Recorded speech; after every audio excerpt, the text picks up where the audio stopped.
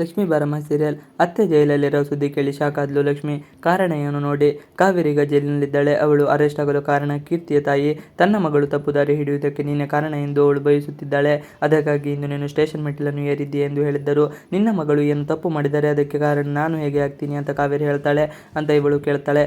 ಕೀರ್ತಿ ನನಗೆ ಎಲ್ಲದನ್ನು ಹೇಳಿದ್ದಾಳೆ, ನೀನು ಸುಮ್ಮನೆ ನಾಟಕ ಮಾಡಬೇಡ ಎಂದು ಕೀರ್ತಿಯ ತಾಯಿ ಹೇಳ್ತಾರೆ. ಇನ್ನು ಮನೆಯಲ್ಲಿ ವಿಧಿ ಲಕ್ಷ್ಮಿಗೆ ತುಂಬ ಬೈಯುತ್ತಾ ಇರುತ್ತಾಳೆ. ತಾನು ಏನು ತಪ್ಪು ಮಾಡಿದೆ ಎಂದು ಅರಿಯದ ಲಕ್ಷ್ಮಿ ವಿಧಿಯ ಮಾತನ್ನು ಕೇಳಿಸಿಕೊಳ್ಳುತ್ತಾ ಇರುತ್ತಾಳೆ. ಹೀಗೆಲ್ಲ ಮಾತನಾಡಬೇಡ ವಿಧಿ, ನನ್ನಿಂದ ಏನು ತಪ್ಪಾಗಿಲ್ಲ ಎಂದು ಅವಳು ಪ್ರತ್ಯುತ್ತರ ನೀಡುತ್ತಾಳೆ. ಆದರೆ ವಿಧಿ ಅದನ್ನು ಕೇಳುವ ಹಂತದಲ್ಲಿ ಇರೋದಿಲ್ಲ. ಯಾಕೆಂದರೆ ಅವಳ ತಾಯಿ ಅರೆಸ್ಟ್ ಆಗಿರುವುದರಿಂದ ತುಂಬ ಬೇಸರದಲ್ಲಿ ಇರುತ್ತಾಳೆ. ಇನ್ನು ಸುಪ್ರಿಯಾ ಅತ್ತೆಗೂ ಅವಳು ತುಂಬ ಬೈಯುತ್ತಾಳೆ. ಲಕ್ಷ್ಮಿ ವಿರುದ್ಧ ಹಾಗೆಲ್ಲ ಮಾತನಾಡಬೇಡ ಎಂದು ಸುಪ್ರಿಯಾ ಬುದ್ಧಿವಾದ ಹೇಳುತ್ತಾಳೆ. ನೀವು ನನಗೆ ಬುದ್ಧಿವಾದ ಹೇಳಲು ಬರಬೇಡಿ ಎಂದು ತಿರುಗಿ ಬೈಯುತ್ತಾಳೆ ವಿಧಿ. ನೀವೆಲ್ಲ ನಮ್ಮ ಮನೆಗೆ ಹೊರಗಿನಿಂದ ಬಂದು ಸೇರಿಕೊಂಡವರು. ನೀವೆಲ್ಲ ಸೇರಿಕೊಂಡು ನಮ್ಮ ಮನೆಯಲ್ಲಿ ಸಮಸ್ಯೆಗಳನ್ನು ತರುತ್ತಾ ಇದ್ದೀರಾ. ಈ ಬಗ್ಗೆ ನಿಮಗೆ ಗಮನ ಇರಲಿ. ಅದನ್ನು ಬಿಟ್ಟು ನೀವು ನನಗೆ ಬೈಯಲು ಬಂದರೆ ನಾನು ಸುಮ್ಮನಿರೋದಿಲ್ಲ ಎಂದು ಹೇಳಿದ್ದಾಳೆ.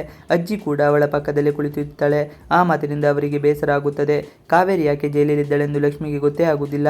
ನೀನು ನನ್ನ ಮಗ ವಿಷಯಕ್ಕೆ ಬಂದಾಗ ಹೇಗೆ ಸ್ವಾರ್ಥಿ ಆಗ್ತೀಯೋ ಹಾಗೆ ನಾನು ಕೂಡ ನನ್ನ ಮಗಳ ವಿಷಯಕ್ಕೆ ಬಂದರೆ ಸ್ವಾರ್ಥಿಯಾಗಿ ಆಗ್ತೀನಿ ಅಂತ ಕೀರ್ತಿ ಅಮ್ಮ ಕಾವೇರಿ ಹತ್ತಿರ ಹೇಳ್ತಾ ಇರ್ತಾಳೆ.